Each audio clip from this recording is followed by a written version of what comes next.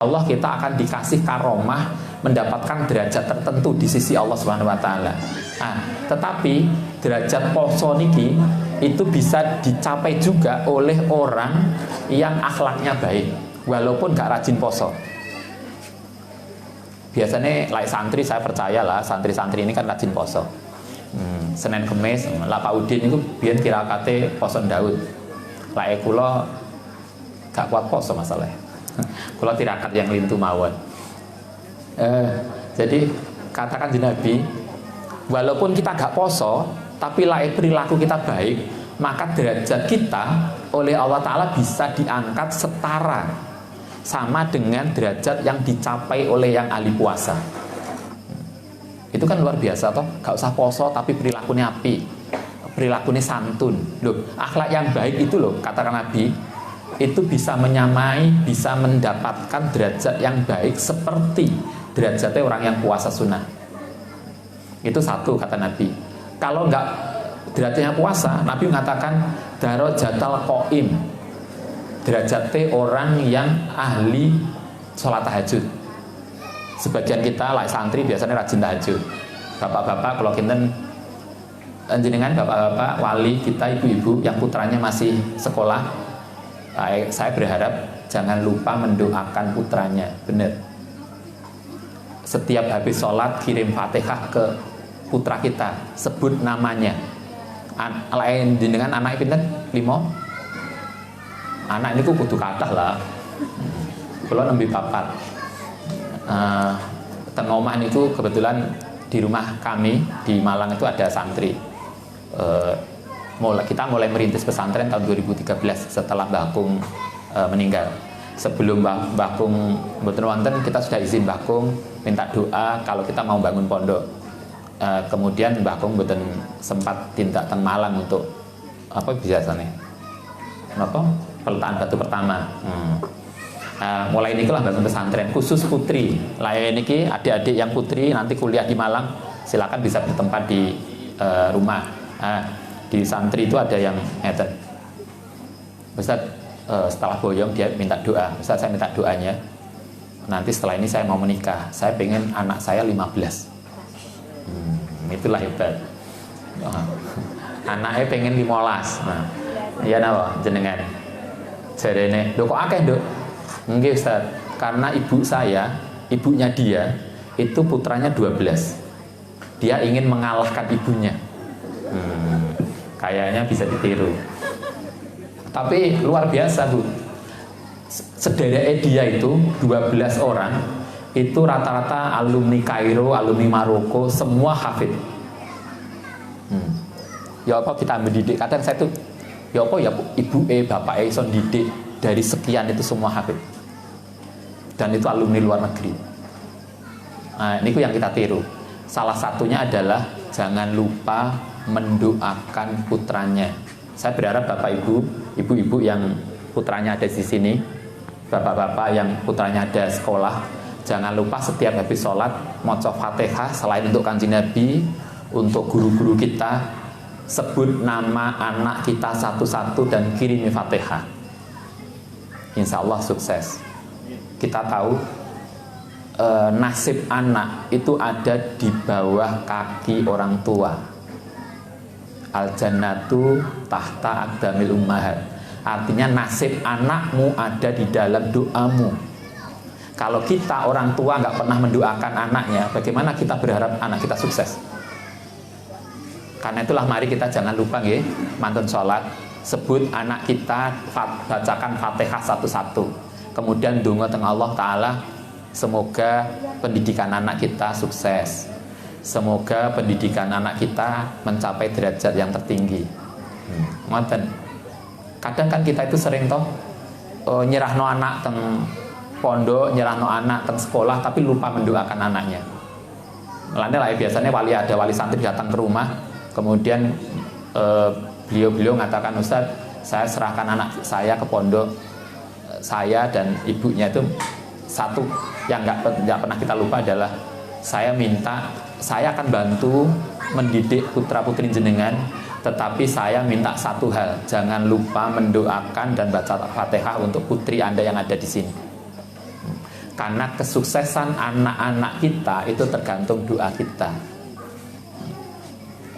Kita pengen anak kita niku punya derajat-derajat yang tinggi, karena itu jangan lupa mendoakan itu.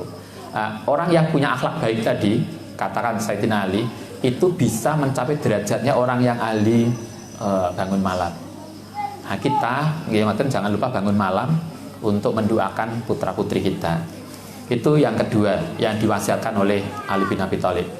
Kemudian yang ketiga, kata Ali bin Abi Thalib, khairu hayatin, utai sebaik-baiknya kehidupan itu adalah al-amalus sholih, amal yang baik.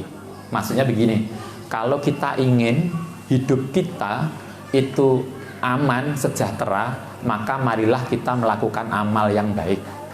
Amal yang baik itu amal yang berkualitas. Kalau kita jadi murid, ada yang jadi siswa, maka kalau kita ingin sukses, maka kita sebagai murid harus belajar dengan tekun dan benar.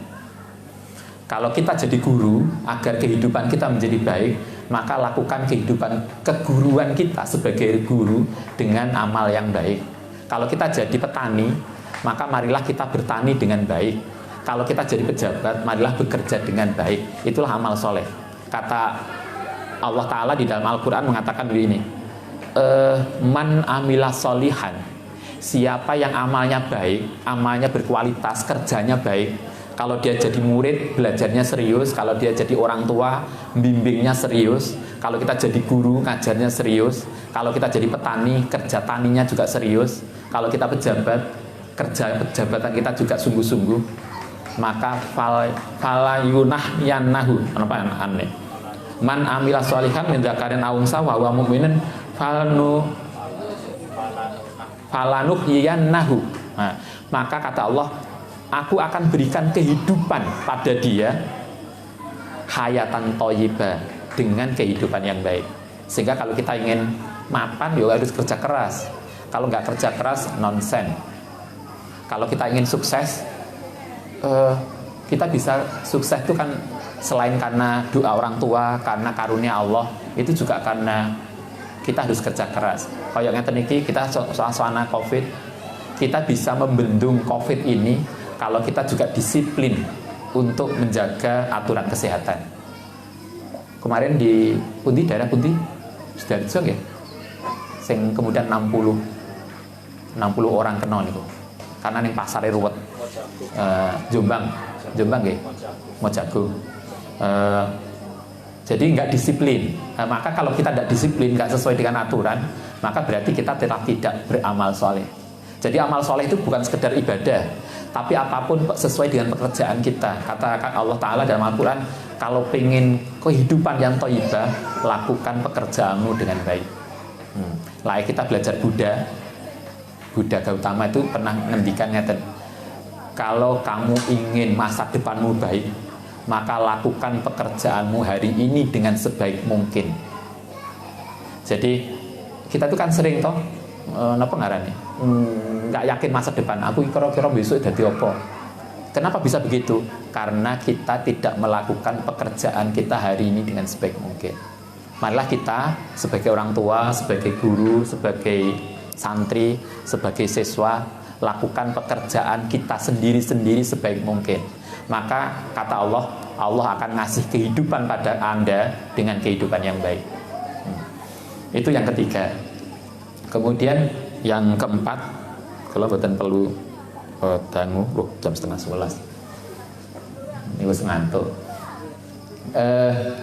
Yang keempat adalah khairu zadin, sebaik-baiknya bekal itu adalah at-taqwa. Kita ini kan hidup di dunia ini kan butuh bekal toh. Karena kita setelah hidup di dunia ini akan ada kehidupan lain berikutnya yang akan kita jalani. Kata Allah, kita harus, semua perbuatan kita harus punya bekal. Tapi untuk ke akhirat, bekal yang baik adalah takwa. Takwa ini apa? Menjalani kehidupan yang diajarkan Allah dan menjauhi segala sesuatu yang dilarang oleh Allah SWT. Inti dari apa yang perlu saya sampaikan, yang bisa saya sampaikan pada malam ini adalah satu, marilah kita memberikan warisan kepada anak-anak kita dengan warisan terbaik. Dan warisan terbaik itu adalah ilmu. Karena itulah marilah kita dukung pendidikan anak kita dengan sebaik mungkin. Itu satu. Yang kedua, marilah kita ajarkan anak-anak kita itu pelajaran perilaku akhlak yang baik. Karena akhlak yang baik itulah yang akan membawa dia menjadi orang baik. Yang ketiga, marilah kita isi pekerjaan kita dengan sebaik mungkin, apapun posisi kita. Sehingga kalau begitu Allah akan mengaruniai kita kehidupan yang baik. Yang keempat, marilah kita menjaga ibadah kita, menjaga ketakwaan kita. Semoga kemudian kalau kita kemudian harus segera ketemu Allah SWT dalam kematian, kita menjadi orang yang selamat di dunia wa dunya wal akhirah. Kalau kita ngaten engkang saged kalau aturaken mugi-mugi wonten barokahe, mugi-mugi wonten manfaate.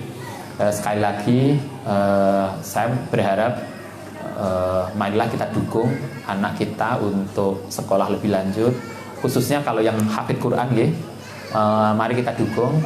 Kalau nanti di antara santri yang sudah selesai untuk SMP, SMA, sanawiyah, aliyah ingin kuliah ke Malang, kita bisa ketemu di Malang. Saya tunggu progresnya di Malang. Nanti kalau Bapak Ibu ada yang tindak Malang, kalau aturi pinara, insya Allah ada tempat tidur, nggak usah nyewo. Insya Allah kita bisa ngasih makan lah kalau cuma sehari 2 hari. Ke Malang sehari 2 hari untuk rekreasi, silaturahmi. Monggo mampir ke rumah, gratis tidur dan makannya. Insya Allah kita bisa nyambung silaturahmi malih. Saya sangat senang kalau dari keluarga Sanggeran dan sekitarnya ada yang ke Malang dan mampir. Saya sangat kecewa kalau wingi beberapa tahun kemarin ada yang tes di UIN Malang, tidak pernah ada kontak. Kemudian begitu habis tes, kebetulan di ruang itu saya yang jaga. Kemudian ada anak perempuan, saya lupa namanya. Kemudian Pak Udari salame Ibu lho, sampean sapa? Ternyata dari Sanggerahan. Karena tidak ada komunikasi, kemudian selesai. Andai kan mungkin sebelumnya ada komunikasi, kita bisa bantu. Intinya adalah marilah kita didik, kita kembangkan, kita dukung anak kita untuk studi lanjut. Santri itu harus kuliah, santri itu harus tinggi, santri itu harus pinter. Jangan sampai kemudian sing pinter gak santri. Kalau ngeten Al-Fatihah.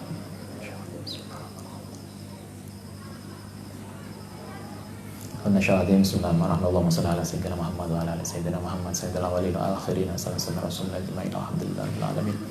Hamdan syakirin hamdan yaqamkan sahaban hamdan azwajina wa dzurriyyatina qurratan a'yunan muttaqin iman. Allahumma yassir lana umurana wa aslih hasadana wa sahih sadana wa barik qulubana bi rahmatika arhamin. Allahumma ij'alna muqima salahin wa dhurriyatan tayyibatan bi rahmatika arhamar rabbana atina fid dunya hasanah wa hasanah wa qina adzabannar. Sallallahu ala sayyidina Muhammad sallallahu alaihi wasallam yasifuna alhamdulillah. Assalamualaikum warahmatullahi wabarakatuh.